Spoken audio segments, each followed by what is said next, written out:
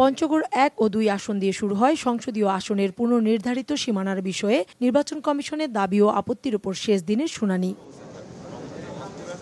বুধবার সকালে নির্বাচন কমিশনের এই শুনানিতে প্রধান নির্বাচন কমিশনার এএমএম নাসির উদ্দিন সহ 4 কমিশনার উপস্থিত রয়েছেন। 5 অঞ্চলের 18টি সংসদীয় আসনের 262টি দাবি আপত্তির শুনানি করছে নির্বাচন কমিশন। সকাল 10টা থেকে বেলা 12:30 পর্যন্ত রংপুর ও রাজশাহী অঞ্চলে শুনানি চলে। পাবনা 1 আসন নিয়ে পক্ষে বিপক্ষে মত দেন আপিলকারীরা। আমরা 1991 সাল থেকে সর্বশেষ নির্বাচন পর্যন্ত ভোট দিয়ে আসছি পঞ্চগড় 1-এ। তো আমরা পঞ্চগড় 1-এর সাথে থাকতে চাই। আমি ভোটার হচ্ছি পঞ্চগড় 1-এর, কিন্তু আমি বাস করছি পঞ্চগড় 2-এ। সেক্ষেত্রে পঞ্চগড় 1-এর এমপি কোনোদিনই এসে আমার এলাকার উন্নয়ন করে না।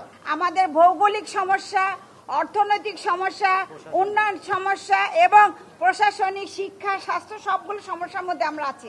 বিকেলে ময়মনসিংহ, সিলেট ও ফরিদপুর অঞ্চল সহ 10টি আসনে শুনানি হবে।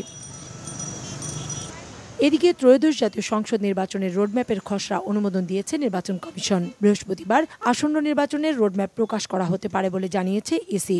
গত 21 আগস্ট সংসদ নির্বাচনের পরিকল্পনা নিয়ে বৈঠক করে কমিশন। সাধারণত ভোটার তালিকা, নির্বাচনী আইনের সংস্কার, দল ও অংশীজনের সঙ্গে সংলাপ, সীমানা নির্ধারণ, দল নিবন্ধন, সরঞ্জাম কেনাকাটা, প্রশিক্ষণ, মুদ্রণ, আইনশৃঙ্খলা সভা, নির্বাচনী কর্মকর্তাদের নিয়ে সভাসহ তফসিলের আগে ও পরে প্রস্তুতির তালিকা রয়েছে রোডম্যাপে।